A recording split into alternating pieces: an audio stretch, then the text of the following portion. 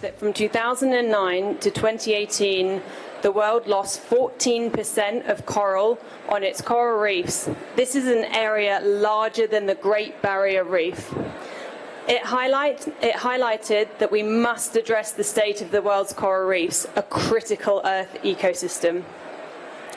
In April this year, NOAA and the International Coral Reef Initiative, referred to as ICRI, announced the 4th mass global bleaching event, the second in a decade.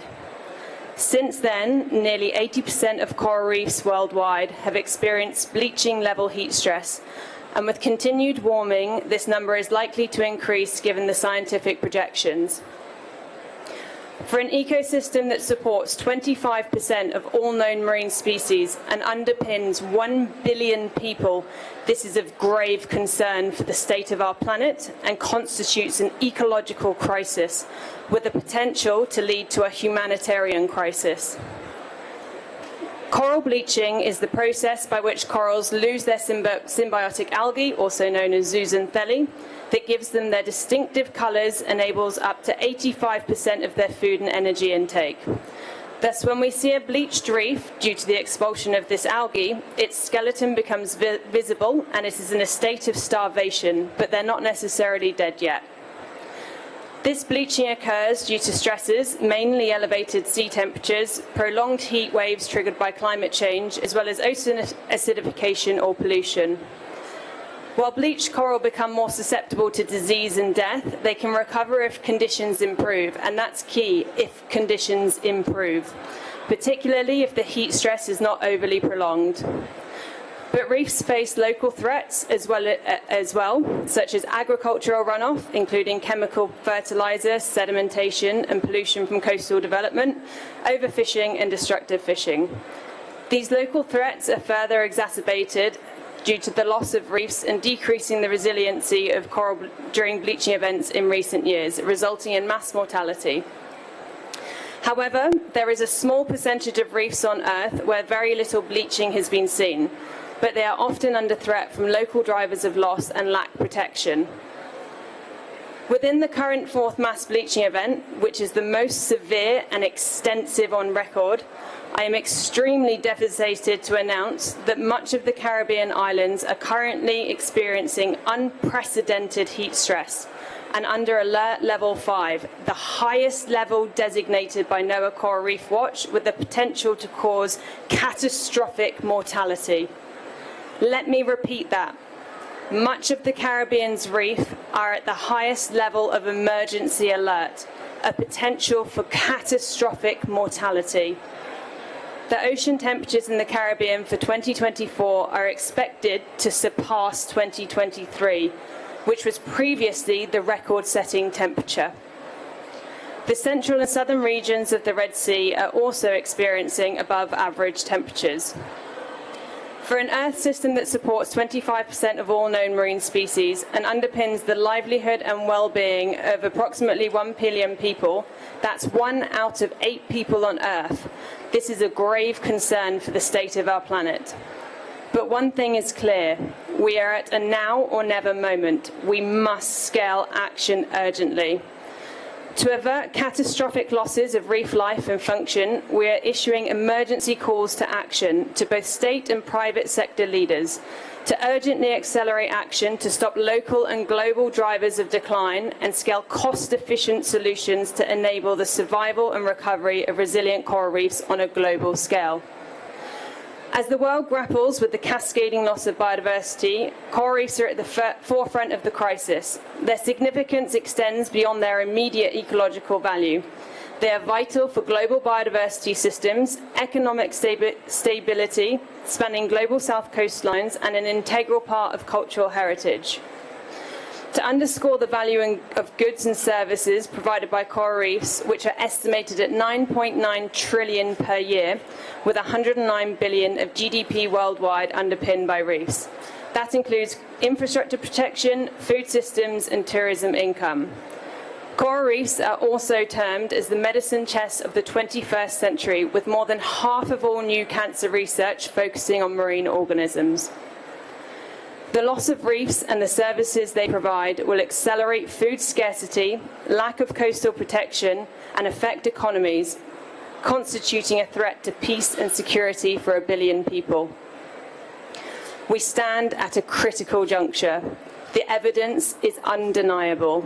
Immediate, decisive action is necessary to confront the threats to the world's coral reefs to prevent functional collapse. We have a narrow window of opportunity to secure a future with healthy, vibrant, and resilient coral reefs. But the time for world leaders to take decisive action at the scale of the pressing crisis for coral reefs is now.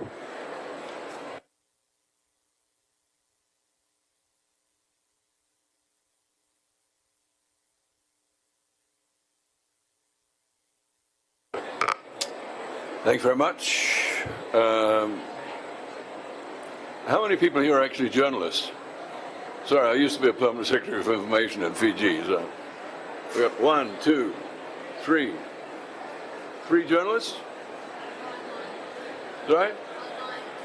And online. Okay. Look, I have to say it's a disappointing turnout when you're talking about probably the most significant event. When you think that, and everybody's talking about making peace with nature.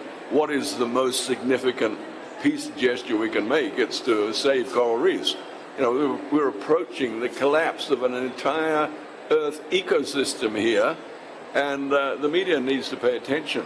And thank you very much to the journalists who are here. I really appreciate it, and I'd be happy to not only take questions, but talk to any one of you individually after this meeting, because the message has got to get out there.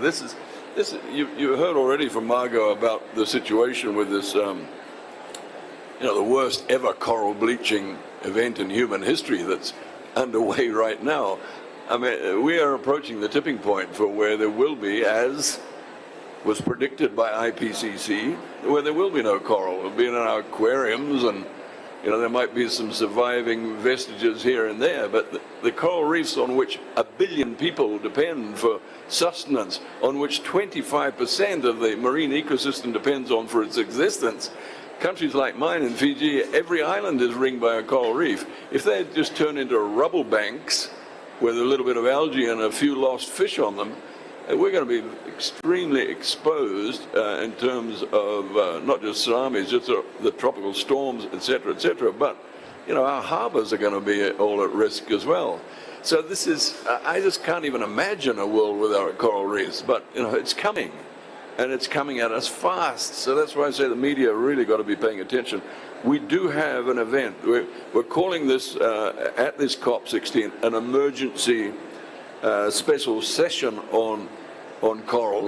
Now, UN emergency specials sessions are usually caused for some time, usually by the Security Council or the General Assembly for times of war or such things. But this is a war. It's a war on nature. So we on the development side, UNDP, and extending to the Global Fund for Coral Reefs and ICRI, are calling this emergency special session, and you can come along to that, and we would obviously value if you can tell any of your media colleagues to come along. 4:30 on the 30th of October. What is that? Tomorrow? Is it tomorrow? 30th? Yeah, it's tomorrow. At the Kokoro Pavilion, Plaza 1. I have no idea where that is. Can somebody point that out to me? That way. Okay, you guys know where it is. So anyway, that's on at 4:30 tomorrow afternoon. I really, if you could spread the word, that's where we're going to be convening this emergency special session on coral reefs. The main ask in writing your stories is that you put it out there that we have the Global Fund for Coral Reefs. It's been in existence now for a number of years. It's a blended fund. It's administered by UNDP, but it has private sector money. It has sovereign states giving money to it. Yesterday I was present at a coral event where the government of New Zealand representative gave $10 million US to the Global Fund for Coral Reefs. Now obviously New Zealand understands the coral problem. They're on the doorstep of the Pacific Islands. But $10 million US, that's the kind of scale that we're looking for, because New Zealand's a small country. That $10 million US represents about, if my math is correct, about $2 for every woman, man and child in New Zealand, $2 NZ, they are throwing into the coffers of the Global Fund for Coral Reefs. Now, you know, if you were to take that $2 per person figure and put it into some of the big northern countries, I think the Global Fund for Coral Reefs could really start doing its job effectively. It already is doing an effective job, but it could be doing it to the level where we may be able to scale things so that coral reefs will survive. So that's the big ask. It's to states and philanthropies and investors. Dig deep, because who knows, human survival may depend on the success of their efforts. So look, I'll stop here, and I should also mention that the UN Ocean Conference, which I'm organizing with the governments of France and Costa Rica in June next year, 9 to 13, we're going to hold a special pledging conference there for coral reefs. So it will be a high ticket item at the UN Ocean Conference in Nice next year. Okay, with that, I'll hand over to Pierre, and as I say, happy to stick around and have a talk to any one of you after this. Thank you, Ambassador. So the Global Fund for Coral Reefs, so the UN has been in action for the past 5 years and have established a financing mechanism to face that crisis. We created a coalition of member states and a private philanthropy. We brought private investors and created that financial platforms. We started our work 4 years ago and have now deployed programs in 20 countries. We are targeting the most resilient reefs, so the reefs that have the capacity to survive the rising temperatures due to our carbon emissions. But those reefs might not resist local human pressures. So what we do in the Global Fund for Coral Reef is that we deploy investment solutions into those ecosystems to support business transformation. So if you have bad wastewater going to a reef and killing it, we will finance the a new waste management facility to ensure that the clean water, no bad water, is affecting coral reefs. We also work on the tourism industry. We work on pollution control. We work on sustainable aquaculture, sustainable fisheries, setting up mooring systems, supporting local communities, developed alternative livelihoods to fishing. We are today, as we are meeting here, we are at a critical moment as we prepare for the UN Ocean Conference. Last year at the Climate COP, we launched a breakthrough. The breakthrough had a target of mobilizing $12 billion. And as of today, we have only, through the fund, been able to secure a 30 million contribution, including the 10 million from New Zealand. We are far from the targets that we have set. And we are going through these 4 massive bleaching events. We have the mechanism. We know the problem, we have the solutions, but we are lacking the funding. And we are lacking the funding because we are lacking the right coalition to come together and support those initiatives. So this is the call we're going to make tomorrow. We are launching this replenishment. We are hopeful that by the UN Ocean Conference in June next year, we will be able to reach the targets that we have set. We believe that not only public funding should be mobilized. So in our approach of blended finance, we try to leverage as much as we can the little public funding that is available today. So in our breakdown of objectives, the leveraging ratio that we are looking at is that $1 of public finance should leverage $3 of private investment. So our call is not only to member states or to countries or to private philanthropies. Our call is also to impact investors, to the banking system, to the financial people who should come together with us and help us support this economic transition, because at the end of the day, what we are talking about is an economic transition. The corals will be saved if we change our local, if we manage to address our local pressure on those reefs. Thank you.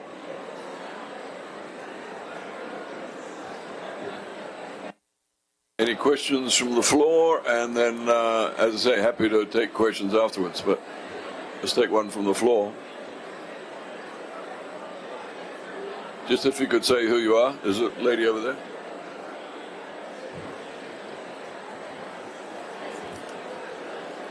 Hi, thank you very much. I'll ask my questions in English.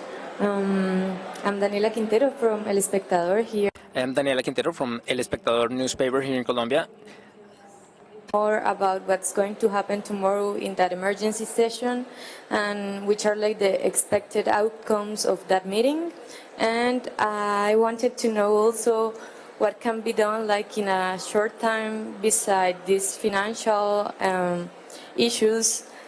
It's really difficult to stop like the sea from heating, and we are in a terrible path, and that's one of the main like stressors for corals. So what can we actually do in the short time to maintain our coral reefs? Thank you.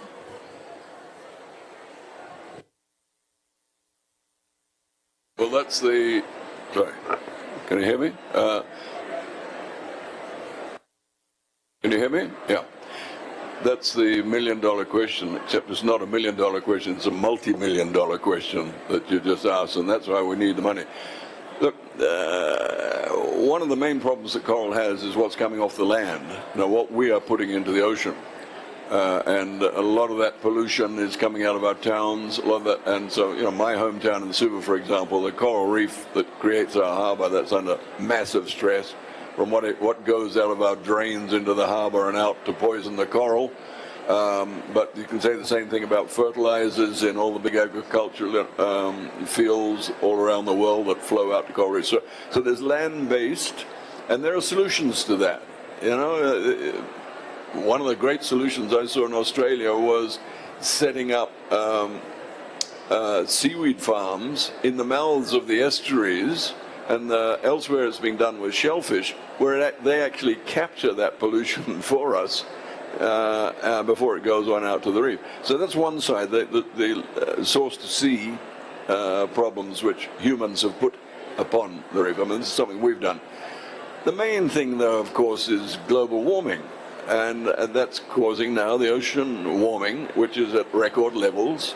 And that's the main cause of the coral bleaching events, is that ocean heat. And what is the ultimate cause of that? It's us driving around in motor cars that burn oil and gas. It's our factories that use oil and gas and coal still. That's the cause of it. The ultimate cause is anthropogenic. But there are many other... and so, in answer to your question, my first response would be stop burning fossil fuels. Stop it, stop it, stop it. And, you just can't say that enough. And I don't know why people still do it. I bought, for the first time in 20 years, I bought a car. I didn't even have a car, but for my granddaughter, I needed to take her to school. So I bought a Chinese electrical vehicle. A car. It's the best car I've ever driven around in. Small little cheap thing, half the price of a Tesla, and it is beautiful. Why aren't we all doing that? I look at the people going to the petrol stations and saying, my God, this is ridiculous. You're addicted. You're addicted to this drug, the petroleum drug. Why are you doing that? It's so much cheaper to have an electrical vehicle which you just plug in at home like an electric kettle. Instead, you go down to that dirty petrol station and put that stuff in with half your family budget going into the petrol tank. It's crazy, but humanity is still addicted to oil and gas, and we've got to break that addiction, because that is the prime cause of corals problems. But look, I'll hand over to Pierre to say that the more, it's a practical things that we are doing through Global Fund for Coral Reef. Yeah, I can take it from here. So in the to give you a very concrete example of what we've done in the past 2-3 years in the type of solutions we've invested in to remove immediately drivers of degradation. Let's take just a case, an investment case that we've announced a few weeks ago. This is in Brazil. The sugarcane plantations are using a lot of chemicals for their operation. Those chemicals goes in the waters and run off and kills the reef. One of the investments that we've just announced, it's a green fertilizer factories. So making sure that you create locally the conditions to produce green fertilizer so you can phase off the chemicals of those sugarcane plantations. So this is a very concrete example. We are also talking about seaweed. We have also invested into seaweed businesses in Indonesia. We are working also in something very simple. When you go and dive in Indonesia in a liveaboard, usually boats will anchor on the reef. When they anchor on the reef, they fragilize and destroy some parts of the reef. So we've financed the setup of mooring systems, so those boats can moor. When they moor on the boom, they pay a fee. The fee is used to maintain the local MPAs. This is a very simple model. It creates a revenue and it helps generating additional resources to put in place protection measures. We also work in the Philippines. In the Philippines, MPAs, marine protected areas, the responsibility to maintain them is with local municipalities. Local municipalities do not have the financing to actually maintain and expand their local marine protected areas. So we've worked on a model with some of our partners to establish co-management agreements, where local municipalities will partner with private foundations that will help them mobilize resources to manage their MPAs, but also invest in local solutions. To give you an example of two investments that they have done for those local MPAs, one is to transform a shrimp farm. So shrimp farming is very harmful for the ocean because, again, a lot of chemicals are used. So they've replaced and phased out those shrimp farms by mud crab productions, which are less impactful. The business of mud crab is generating revenue that then can be reinvested in the marine protected areas. And it removes some of the pressure on the reef, fishing pressure on the reef. They've done the same thing with tuna fishing. Yeah. So those are two concrete examples of things that we can do today that we've already started with the Global Fund for Coral Reef. We have a pipeline of 500 deals that we have identified across those resilient reefs. And if we had the financing today, we would be able to put that money at work and very quickly lower the driver of degradation on those reefs. We are not going to save the entire reef's ecosystem, but actually we can demonstrate that if we do the right thing, there is a chance for them to survive. And that's what we're trying to do. I would just add to that the establishment of marine protected areas. Not necessarily giant ones, well, eventually giant ones. The work we're doing to get to 30% of the planet being protected by 2030, in my view, has to include 100% of the coral reefs of the world. So that's being built into the planning of 30 by 30.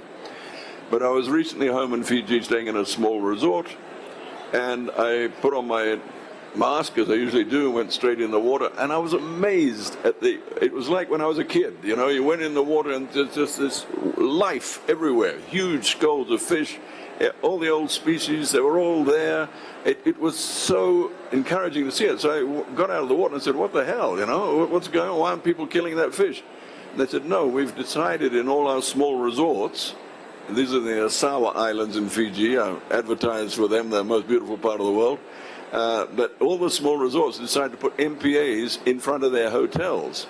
The next bay around, the village, of course, is still exploiting the bay, trying to catch fish to put on the family dinner table. But in front of the hotels, MPAs. Why? Because it's obviously good for their tourist industry, and you know they all got jobs in the hotel. So that's another rationale, things that we can do. Small MPAs, but also getting the whole of coral reefs protected under 30 by 30. I'll just add to that quickly as well. Remember, a bleached coral is not yet a dead coral. If we remove those stresses, they're more likely to be resilient to these other stresses. So what we can do now, like both Pierre and Ambassador Thompson said, is remove those local drivers of loss, and then corals should be able to have a fighting chance to withstand climate change, for example. But again, ultimately, climate change is that overarching theme. But also, just to address your question about the press conference tomorrow, it will include scientific presentations, including updates on the data and what it means for ecosystem services. There'll be statements from states as well, and then from key coral reef stakeholders. So really an important conference to be at to learn a little bit more about coral reefs and why we are in this crisis.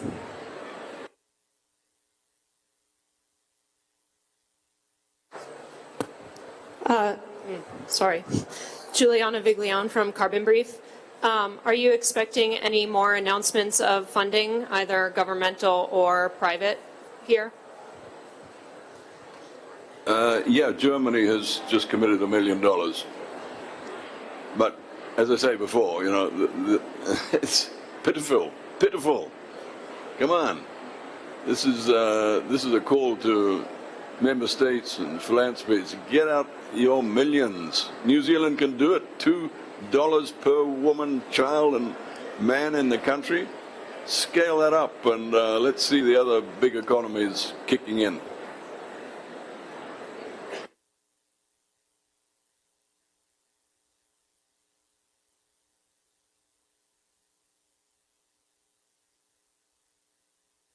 Okay, I think we've exhausted the questions. As I say, happy to stick around and talk to you one-on-one after this. Thank you very much. Thank you.